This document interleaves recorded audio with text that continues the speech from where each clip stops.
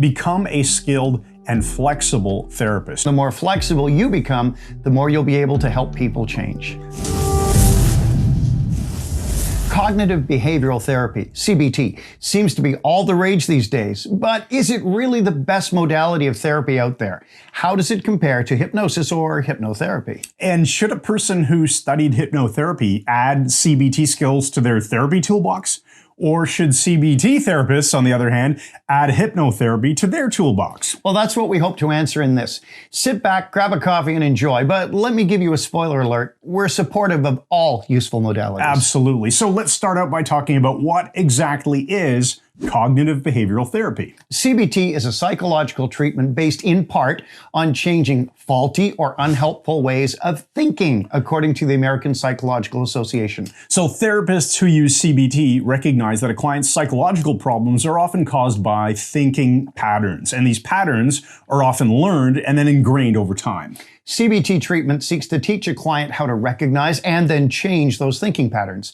Some examples of unhelpful or negative thinking might include, the people at my office don't like me. I'm a broken person who doesn't deserve love. Having a few drinks before bed really helps me unwind. So, as the name implies, there are two components to CBT. Cognitive relates to cognition, meaning acquiring knowledge or understanding through thought, experience, or senses.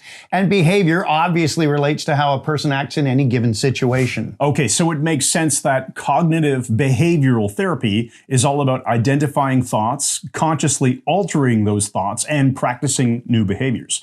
This is all done over a period of time and often done in baby steps so that a person can make positive changes in their life. What is hypnotherapy, though?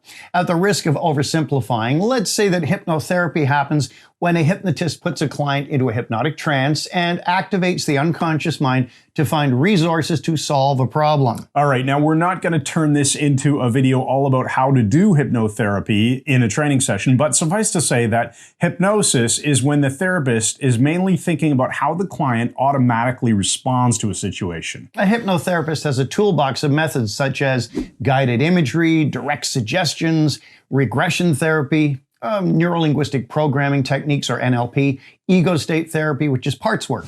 Or, of course, lots of other hypnotherapy tools. So a hypnotherapist or a hypnotist is mostly concerned with changing how a person's unconscious mind automatically acts. But what the heck does that mean? Allow me to explain. Your unconscious mind acts much faster than your conscious mind, and it runs most of the processes in your body and automatically reacts to things. So think about how quickly you'll pull your hand away from a hot pan, or how immediately you'll jump back from the road if an oncoming car honks its horn at you. Right, those are unconscious responses, and in much the same way, your complex brain reacts to certain triggers by firing entrenched neural pathways that lead to specific reactions. Well, maybe seeing a snake causes a phobic response, or seeing your boss causes extreme self-consciousness or anxiety. Some people get sweaty and uncomfortable when they know they have to give a presentation. And a skilled hypnotherapist will light up the circuits in the brain that cause these problems. We call those getting that problem state into the executive. And then we'll use hypnosis to change how the brain reacts, thereby creating new neural pathways. Even though these two therapeutic modalities are very different from each other, they do share some common ground.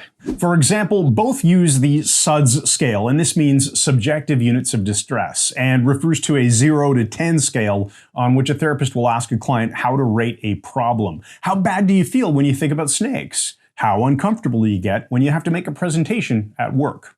By rating things on a scale from 0 to 10, it helps the therapist know how bad the problem is before and after the therapy. Now, both hypnosis and CBT also focus on the relationship with the therapist. And this is a no-brainer because whatever method of therapy is used, the rapport between the client and the therapist is of utmost importance. So in hypnosis, we say rapport is that glue that holds trance together, but the same is true in CBT, where rapport is critical to the client trusting the process and carrying out the homework. Both focus on changing the brain. Hypnosis and cognitive behavioral therapy both change neural pathways in a person's brain. If the therapy is successful, it's successful because it changes how a person unconsciously thinks, feels, and or behaves. All right, so how are CBT and hypnotherapy different? Well, now that you understand how hypnosis overlaps with cognitive behavioral therapy, let's look at some areas where they don't overlap, where they're different. CBT does not deal with the unconscious. Cognitive behavioral therapy intervenes based on cognition, which is purely conscious, and the therapist focuses on asking the client to make behavioral, adaptive changes consciously. This is why CBT will typically take longer. Changes that start consciously can become new unconscious patterns over time.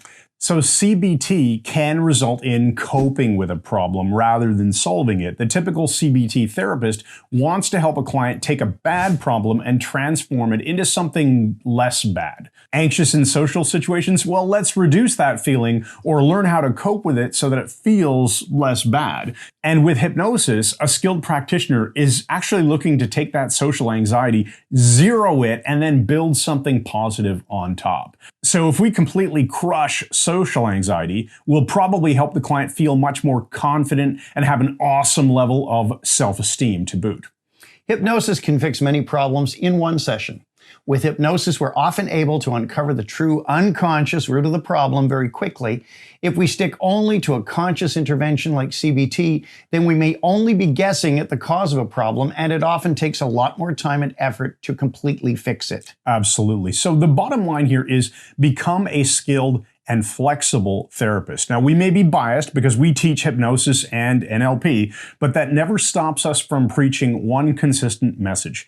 Get flexible, get skilled in a wide variety of methods, build up your knowledge, and take quality training. If CBT grabs your interest, go learn it and put it in your therapist's toolbox. Use it in conjunction with hypnosis and hypnotherapy.